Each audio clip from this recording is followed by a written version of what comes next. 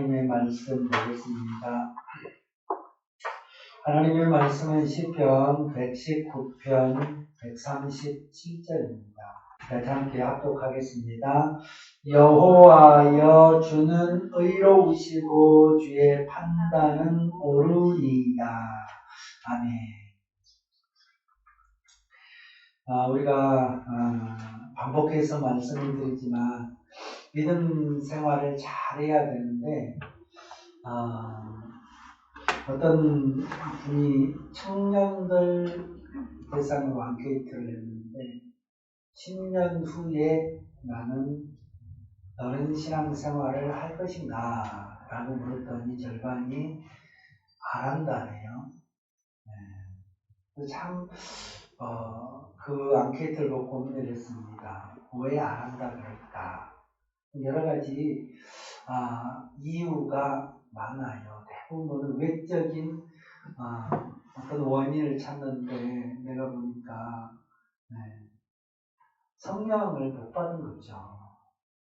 성령을 받고 은혜가 있으면 어떠한 이유를 단다 할지라도 믿음을 지킨다고 말하는 것이 정상이죠.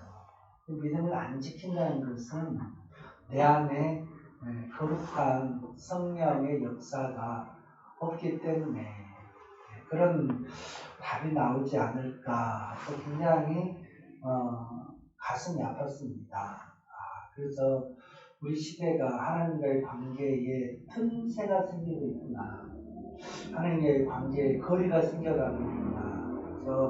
그래서 전염병으로도 심각성을 인지하지만 영적으로도 굉장한 심각한 상황에 놓여 있구나.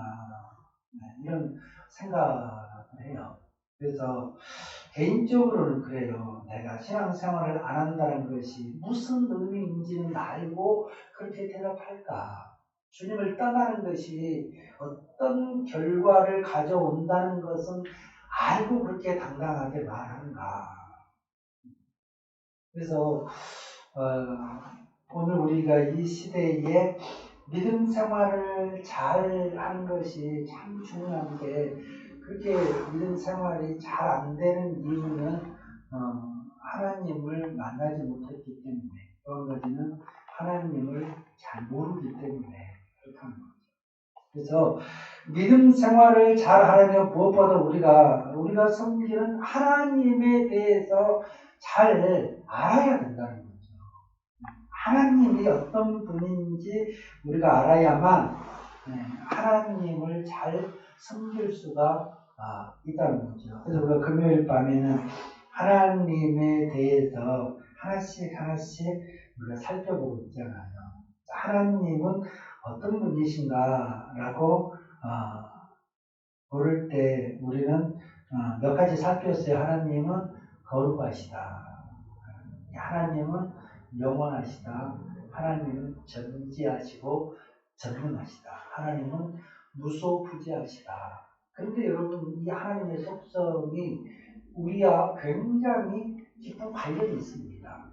하나님의 속성이 우리에게 그대로 은혜로 전달되고 있다는 거죠. 하나님이 거룩하시니까 우리가 거룩함이 있는 거예요. 하나님이 영원하시니까 영생의 복을 얻는 것입니다. 하나님이 전지하시고 전능하시기 때문에 우리의 모든 것을 아시고 우리의 편이 되어줄 수 있고 무소부지하시기 때문에 시간과 공간과 환경을 초월하여 우리 곁에 오시기 때문에 우리가 그분께 영광을 돌릴 수가 있고 그분의 은혜를 입을 수가 있다는 거죠. 오늘은 의로우신 하나님입니다. 하나님은 의로우시다. 의롭다는 말은 히브리어 형용사로 차디크입니다. 차디크. 뜻은 의로운, 공의로운, 올바른, 공정한 그런 뜻입니다. 근데 이게 명사로 바뀌면 달라요. 남성 명사는 체데크, 여성 명사는 체다카인데 뜻은 똑같아요. 근데 형용사의 뜻과 전혀 다릅니다. 명사로 보면은 뜻이 표준, 기준이라는 말입니다. 하나님의 공의 혹은 하나님의 의가 무엇이 우리에게 표준이 되고 무엇이 우리에게 기준이 되는가? 하나님의 속성, 하나님의 말씀, 하나님의 뜻이 우리에게 기준이 되고 표준이 된다는 것입니다. 성도가 되면 영적 본능이 하나 생기는데 그게 뭐냐 그러면은 하나님의 그 말씀의 기준으로 해서 살아가려고 해요. 하나님의 뜻에 따라서 순종하려고 합니다. 이제 우리가 가지고 있는 그 의로운 은혜를 입은 결과가 우리에게 그런 속성을 일으키는 거죠. 세상의 사람들은 그런 기준이 양심, 윤리, 법 그런 거 말하는데 우리는 그런 걸 넘어서 우리 영혼의 본성이 말씀의 기준 내에서 순종하려고 합니다. 차이가 있는 거죠. 의로우신 하나님의 은혜를 입을 때 그렇게 되는 거죠. 하나님의 속성과 말씀과 뜻이 우주 만물과 인생들에게 표준과 기준이 될 수 있는 것은 아까 말씀드린 것처럼 의롭고 공의롭고 그 다음에 정의롭기 때문에 가능한 것입니다. 그래서 계시록에 보면은 주님이 결정하시고 행하신 모든 일에 대해서 천사들이 어떻게 반응을 하며 찬양을 합니까? 주님이 행하신 모든 일은 합당합니다. 합당하다고 말합니다. 칭찬드려도 합당하고 징계를 내도 합당하고 주님이 행하신 모든 일은 천사가 옆에서 합당합니다. 영광을 받으시옵소서 그렇게 합창을 하고 있는 모습을 볼 수가 있습니다. 그러면 하나님의 의를 피조물과 연결 한번 시켜봐요. 피조물과 연결했을 때 하나님의 의가 하나님의 공의가 어떤 역할을 하는가? 첫 번째는 하나님의 의는 세상을 통치하고 다스릴 때 기준 역할을 합니다. 표준이라고 했잖아요. 기준 역할을 합니다. 그래서 여호와여 주는 의로우시고 주의 판단은 옳으니이다. 주의 의는 의롭고 의의 근거에서 나오는 주의 판단은 옳대요. 옳다고 말합니다. 주는 의롭고 주의 판단은 옳다는 거예요. 그래서 하나님 우주 만물을 다스리고 통치하시는 기반이 하나님의 의, 하나님의 공의입니다. 하나님의 정의입니다. 물론 세상의 사람들도 공의를 말하고 정의를 말하죠. 그러나 세상의 사람들의 공의와 정의라는 것은 그 속에 의도함이 있잖아요. 정치인들이 말하는 공의와 의는 하나님이 말씀하신 공의와 의 그 기반이 근본이 다른 거죠. 세상은 공의롭지가 않습니다. 정의롭지가 않아요. 어떤 사람의 목적을 두고 공의 정의를 외치지 근본적으로 사람을 위한 공의는 아니에요. 하나님께서 행하시는 모든 일들은 하나님이 공의롭고 하나님이 정의롭고 또 그 속성을 기반으로 해서 행동을 하는데 그래서 시편 91편 1절로 2절에 이런 말씀이 있어요. 여호와께서 다스리시나니 땅은 즐거워하며 허다한 섬은 기뻐할지어다. 구름과 흑암이 그를 둘렀고 의와 공평이 그의 보좌의 기초로다. 하나님이 다스리시는 땅과 섬들을 왜 기뻐합니까? 하나님이 다스리는 땅과 섬들이 기뻐하는 이유가 뭐냐면 하나님의 다스림의 기초가 의와 공평이기 때문에 그렇습니다. 하나님은 어떠한 경우에도 의롭고 공평해요. 그래서 바리새인들이 공의로우신 예수님을 대항할 때 이길 재간이 없는 거죠. 왜? 그분 자체가 공의고 그분 자체가 의이기 때문에 불의한 자가 무엇으로 그 공의를 이길 수가 있겠어요.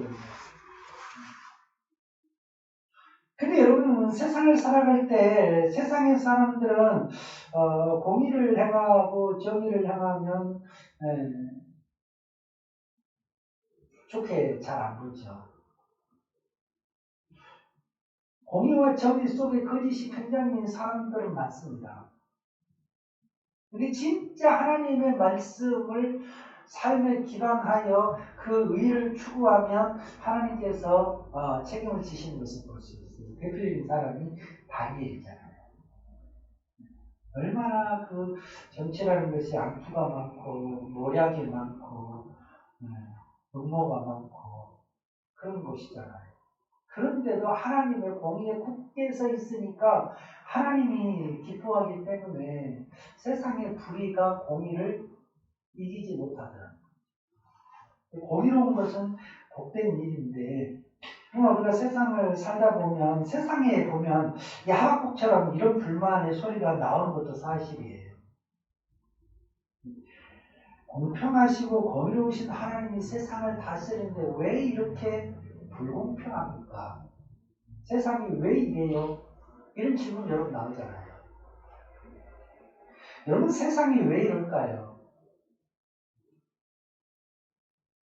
그 가수도 그랬죠. 세상이 왜 이래요? 소크라테스 그 노래 불렀던 왜 이래요? 거기 그런 가사가 나오더라고요. 나오나 가사에 왜 이래요? 그 이유는 우리가 잘 알고 있잖아요. 사람들이 근본적으로 하나님 생명의 말씀을 따라 살지 않기 때문입니다. 내가 하나님의 말씀에 불순종하면 하나님의 권위가 사라지나요? 절대 그렇지는 않습니다. 하나님이 사람들에게 기본적으로 주신 축복이 있어요. 그게 그냥 자발적인 판단, 자유의지입니다. 자유선택이에요. 하나님이 사람을 만들 때 우리 모두가 스스로 결정할 수 있는, 선택할 수 있는 의지를 주셨잖아요. 누구든지 선과 악을 선택할 수 있는 기본권이 보장이 되어 있습니다. 그런데 하나님은 그 선택 이전에 뭘 줬어요? 삶의 근간 원리가 되는 말씀을 주셨습니다. 말씀을 주시고 하나님은 네가 의지를 발동해서 선택을 해라. 그렇게 말씀을 하셔요. 그리고 하나님은 예초부터 아담에게 말씀을 주실 때 뭐라고 말씀? 선악을 알게 하는 나무의 열매를 먹지 마라. 먹으면 죽는다. 하나님은 창조자로서 말씀을 하신 거죠. 그럼 피조물인 아담의 입장에서는 선택할 수 있는 기본권이 있으니까 선택할 수 있어요. 먹을 수도 있고 안 먹을 수도 있어요. 먹으면 어떻게 됩니까? 창조자의 원리에 의해서 죽습니다.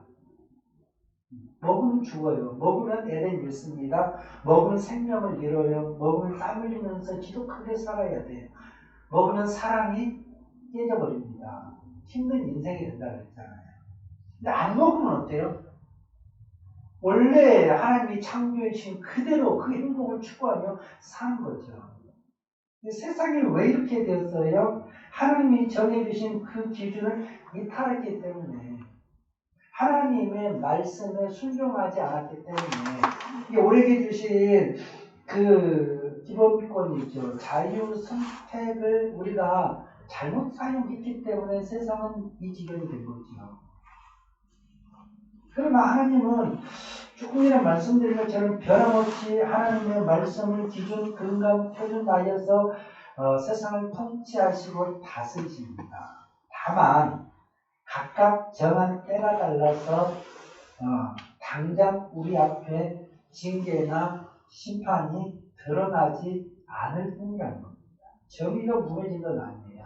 하나님의 공의가 소멸된 건 절대 아닙니다. 시퍼렇게 살아있습니다. 그래서 반드시 하나님의 공의는 하나님이 실현하십니다. 그래서 그 공의의 근거에서 때를 따라서 만사에는 때가 있잖아요. 때를 따라서 선은 선으로 악은 악으로 반드시 보응이 된다는 사실입니다. 그래서 하나님이 하박국 선지자 불평 세상이 왜 이래요? 그러니까 뭐라고 말했어요? 내가 다 알아서 심판할 것이다. 너는 신경 쓰지 말고 이렇게 오직 의인은 믿음으로 말미암아 살리라. 너는 그냥 믿음으로 살면 된다. 나머지는 내가 알아서 심판할 것이다. 바벨론도 심판할 것이고 그 위에 그 민족들도 내가 다 알아서 할 테니까 너는 그래도 세상이 그렇다 할지라도 세상에 편성하지 말고 오직 의의 말씀에 순종해서 살아라. 이게 우리의 입장은 뭐죠? 세상이 왜 이래요? 그런 일들이 많지만 우리에게 주신 말씀은 그래도 너는 의인이니까 의의 말씀 붙들고 살아라. 그게 네 입장이다. 그렇게 정리를 해주셨습니다. 이게 우리는 이 세상을 살아갈 때 하나님께서 공의로 다스리시기 때문에 그게 근간이기 때문에 반드시 그 근간은 흔들리지 않습니다. 언젠가는 그 근거에 의하여 서는 손으로 악은 악으로 하나님께서 공평하게 역사하신다는 사실. 그리고 두 번째 하나님의 의는 심판할 때 판단의 근거가 됩니다. 심판하실 때. 하나님은 개인도 심판하시고 우주 만물도 심판하십니다. 많이 이제 가까워져 가고 있잖아요. 구약도 지나고 신약의 예수님도 지나고 이제 성령이 교회를 세워서 지구촌을 다 교회로 물들여 놨어요. 그리고 이제 복음이 돌고 돌아서 원점에 갑니다. 거의 우리는 종말의 때에 살고 있는 것이 틀림없고 현상을 보아도 종말의 현상들이 우리 피부에 와닿고 있잖아요. 이런 상황에서 하나님께서 이제 개인적으로도 심판하시고 우주적으로도 이제 심판하시는데 그때 옳고 그름 선과 악을 판단하는 근거가 뭐냐면 하나님의 말씀이에요. 구약은 율법이고 신약은 복음이잖아요. 복음과 율법은 의로우신 하나님으로부터 나오는 의의 말씀이잖아요. 그렇기 때문에 하나님은 반드시 공의로우신 속성과 또 거룩하신 말씀의 근거에서 한치의 오차도 없이 심판하실 겁니다. 우리 기억해야 할 사실이 하나 있는데 심판의 근거는 절대 사람의 성품이나 행위가 될 수가 없다는 거예요. 내가 이렇게 살았으니까 내가 이런 행동을 했으니까 그것이 어떤 경우에도 나를 심판하는데 근거가 되지 않아요. 하나님의 심판은 반드시 하나님의 공의에 의해서 이루어집니다. 그래야 돼요. 왜? 그래야만 억울한 사람이었고 그래야만 모든 사람이 볼 때 공평하십니다. 공평.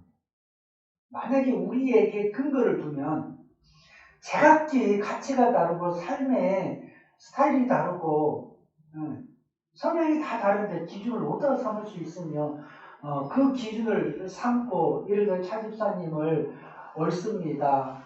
금덩어리 100개 그러면 몇 개에서 몇 센이었죠. 차집사 무슨 100개를 받아야 5개 받아야죠. 왜? 내가 보니까 이것은 이렇게 사람들이 어때요? 제각기 기준이 다르기 때문에 다 따질 거라고. 누구나 다 이렇게 자기 의의를 드러낼 수 있는데 근데 그게 어때요? 공평할까요? 절대 공평할 수 없어요. 부족하기 때문에. 하나님의 공의가 심판의 근거가 됩니다. 그때 모든 사람들은 아까 말한 것처럼 합당하니이다, 공평하니이다 그렇게 말할 수 없어요. 왜? 하나님은 정직하게 공의롭게 심판할 것이기 때문에.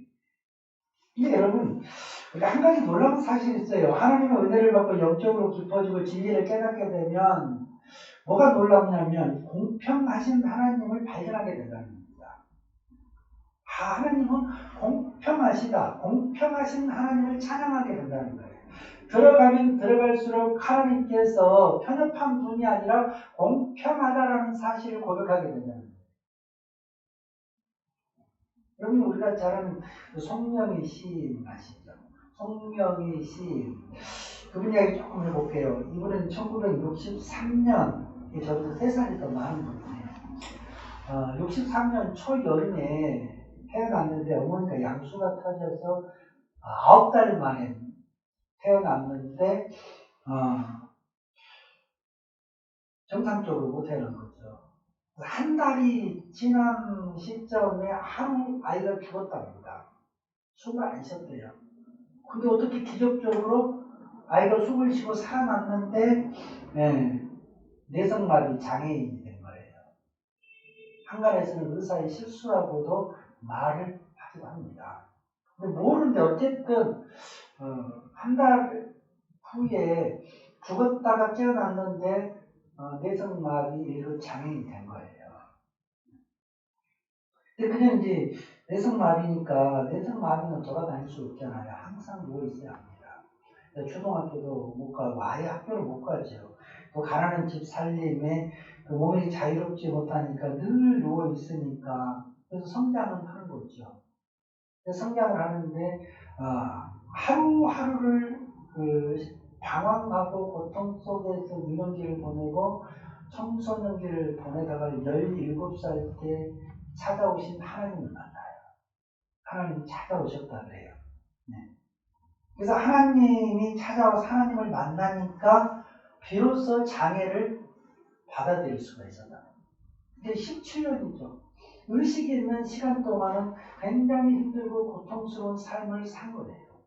하나님을 만났을 때 하나님을 통해서 그렇게 말합니다. 성경을 배웠고 하나님을 통해서 시를 썼고 하나님을 통해서 비전을 발견했다고 해요.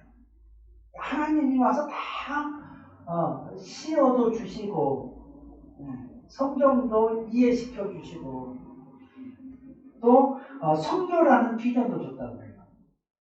그 일생에 두 가지를 하는데 하나는 늘 시를 쓰는데 몇 번 썼냐 그러면요 여러 번 몇 번 썼어요.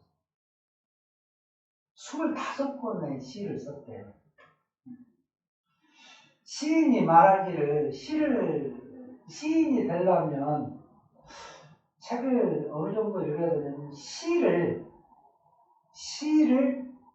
책으로 1000권을 읽어야 되는데 그러면 시인이 될 수 있대요. 쉬운 일이 아니잖아요.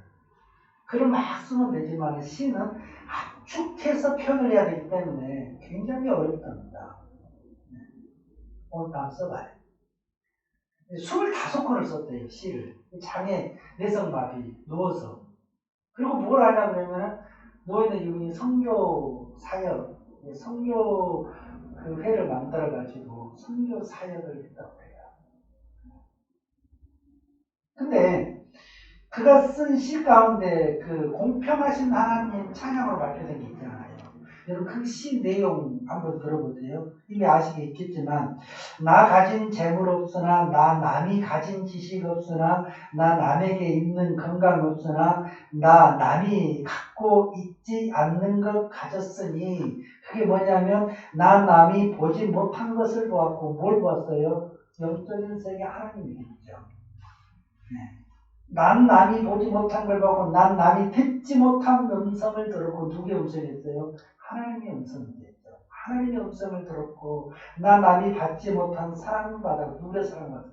하나님의 사랑을 받았고 나 남이 모르는 것 깨달았네. 말씀을 깨달은 거죠. 공평하신 하나님이 나 남이 가진 것 나 없지만 나 남이 없는 것을 갖게 하셨네.